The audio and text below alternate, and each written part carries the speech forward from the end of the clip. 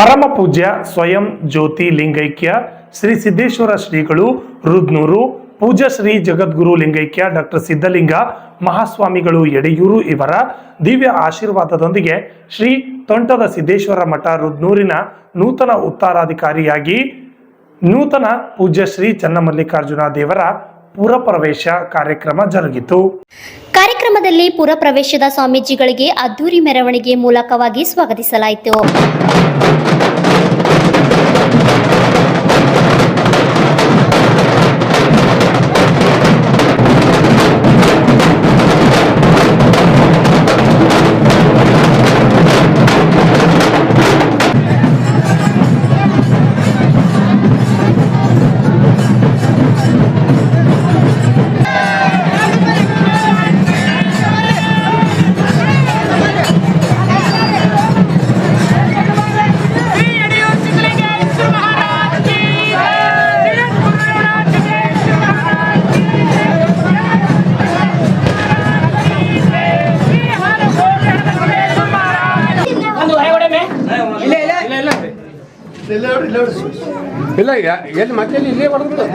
ಈ ಸಮಯದಲ್ಲಿ ವಿಶೇಷ ಪೂಜೆಯನ್ನು ಸಲ್ಲಿಕೆ ಮಾಡಿದ್ದರು.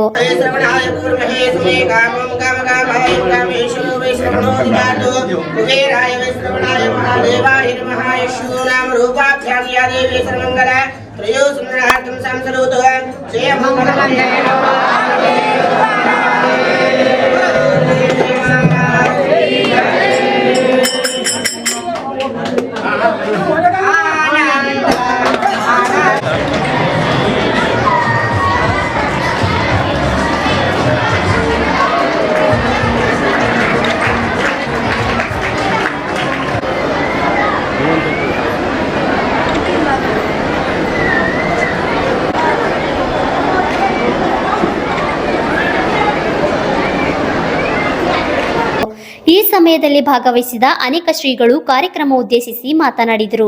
ಕಾರ್ಯಬಾಹುಲ್ಯ ಬೇರೆ ಬೇರೆ ಕಡೆ ಒತ್ತಡಗಳು ಇರುವುದರಿಂದ ಅನ್ಯಂತ ಭಾವಿಸಬಾರದಂತ ತಿಳಿದು ಎಲ್ಲ ಇಲ್ಲಿರುವಂತಹ ಆಡಳಿತ ಮಂಡಳಿಯವರು ಅಭಿಪ್ರಾಯ ನೀವು ಇಲ್ಲೇ ಇದೆ ಅಂತ ಅವ್ರ ಅಭಿಪ್ರಾಯ.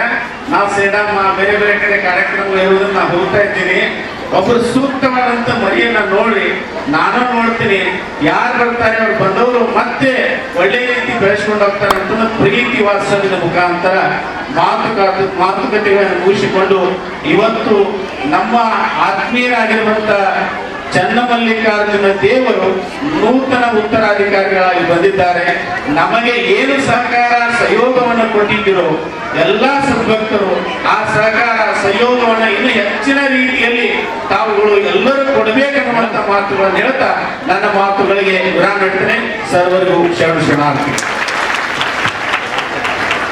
ಭಕ್ತರಿಗೆ ವಂದನೆಗಳು.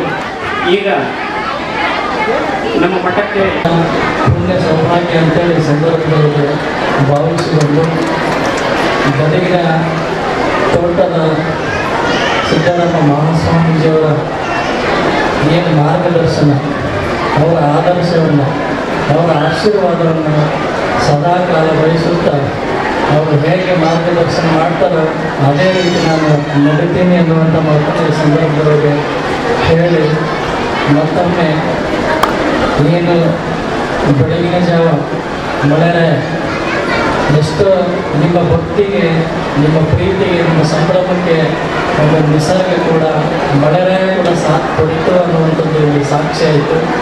ಮೆರವಣಿಗೆ ಮುಗಿಸಿ ನಾವು ಈ ಮಠಕ್ಕೆ ಬರೋವರೆಗೆ ಮಳೆ ಬರಲಿಲ್ಲ. ಇಲ್ಲಿ ಬಂದ ನಂತರ ಮಳೆರಾಯನ ಒಂದು ಆಶೀರ್ವಾದ ಕೂಡ ಈ ಊರಿಗೆ ಆಯಿತು, ಎಲ್ಲ ಕಡೆಯೂ ಆಗ್ತಾ ಇದೆ ಅನ್ನುವಂಥ ಮಾತನ್ನು ಭಾಳ ಭಕ್ತಿಯಿಂದ ಪ್ರೀತಿಯಿಂದ ನೀವೆಲ್ಲ ಸ್ವಾಗತವನ್ನು ಮಾಡ್ಕೊಂಡಿದ್ದೀರಿ. ಅದೇ ಥರನಾಗಿ ನಾನು ಯಾವತ್ತೂ ಪ್ರೀತಿಗೆ ಯಾವುದೇ ರೀತಿಯಾದಂಥ ತೊಂದರೆಯನ್ನು ಬರದೇ ಇರುವಾಗಿ ನಾನು ನಡ್ಕೊಳ್ತೀನಿ ಅನ್ನುವಂಥ ಮಾತನ್ನು ಸಹಿತ ನಿಮ್ಮೆಲ್ಲರಿಂದ ಹೇಳಲಿಕ್ಕೆ ಬಯಸ್ತೀನಿ.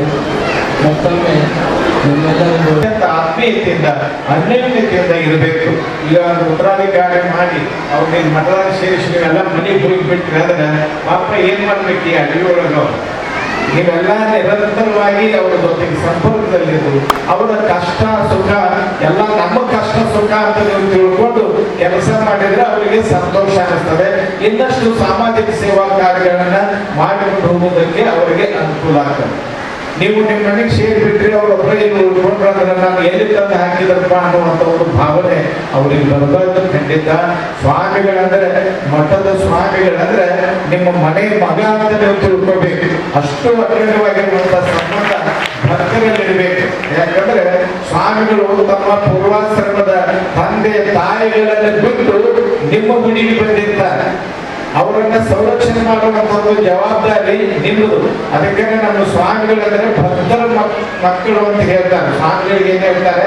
ಸ್ವಾಮಿಗಳು ಭಕ್ತರ ಮಕ್ಕಳು. ಪೂರ್ವಾಶ್ರಮದ ತಂದೆ ತಾಯಿಗಳನ್ನ ಬಿಟ್ಟು ಭಕ್ತರೇ ನನ್ನ ತಂದೆ ತಾಯಿ ಅಂತ ಹೇಳಿ ಭಕ್ತರನ್ನೇ ನಂಬಿಕೊಂಡು ಭಕ್ತರ ಸೇವೆ ಮಾಡುವುದಕ್ಕಾಗಿ ಬಂದಿರುವಂತವರು ಸ್ವಾಮಿಗಳು.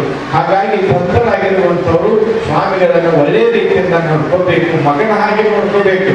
ನಮ್ಮ ಬಾಗಿಲಿನ ಮಹಾಂತ ಸ್ವಾಮಿಗಳವರು ತಮ್ಮೊಂದು ಅನುಭವ ಪದ್ಧತಿಯಲ್ಲಿ ಹೇಳ್ತಾರೆ, ಮಗನ ತೂಗಿರು ಭಕ್ತರು ಮಗನ ತೂಗಿರು, ಅಗಲಿ ತನಗೆ ಮನೆ ಹಾಲಿಲ್ಲದೆ ಧರೆಗೆ ಕಳುಹಿದರು ಪುತ್ರನ ಮಗನ ತೂಗಿರು ಭಕ್ತರು ಮಗನ ತೂಗಿರು. ನಿಮ್ಮ ಮನೆಯೊಳಗೆ ನಿಮ್ಗೆ 4 ಮಕ್ಕಳು ಇರ್ತಾವ.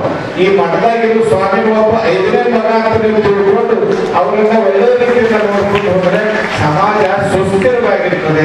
ಸಮಾಜದಲ್ಲಿರುವಂತಹ ಅಜ್ಞಾನ ದೂರ ಆಗ್ತದೆ, ಸಮಾಜದಲ್ಲಿರುವಂತಹ ಅಂಧಶ್ರದ್ಧೆ ದೂರ ಆಗ್ತದೆ, ಸಮಾಜದಲ್ಲಿರುವಂತಹ ಜನರ ದುರ್ವ್ಯಸನ ದುರಾಚಾರಗಳು ದೂರ ಆಗ್ತವೆ. ಒಂದು ಒಳ್ಳೆಯ ಸಮಾಜ ನಿರ್ಮಾಣಗೊಳ್ಳುವುದಕ್ಕೆ ಕಾರಣ ಆಗ್ತದೆ. ಸ್ವಾಮಿಗಳಂದ್ರೆ ಸಮಾಜದ ಸೇವಕರು.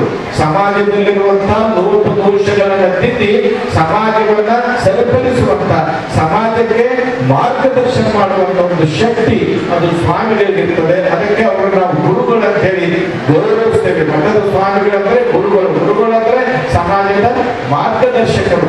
ನಮಗೆಲ್ಲ ಮಾರ್ಗದರ್ಶನ ಮಾಡುವಂತ ಗುರುವನ್ನೇ ತಂದೆ ತಾಯಿ ಅಂತ ಭಕ್ತ ತಿಳ್ಕೊಳ್ಬೇಕು.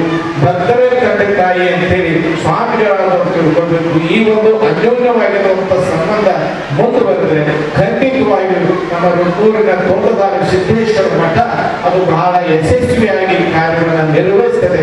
ನಾಡಿನಲ್ಲಿ ಹೆಸರಾಂತ ಮಠವಾಗಿ ಕಂಗೊಳಿಸುತ್ತದೆ ಅನ್ನುವಂಥ bureau report RJ32 Kannada news Kalaburagi.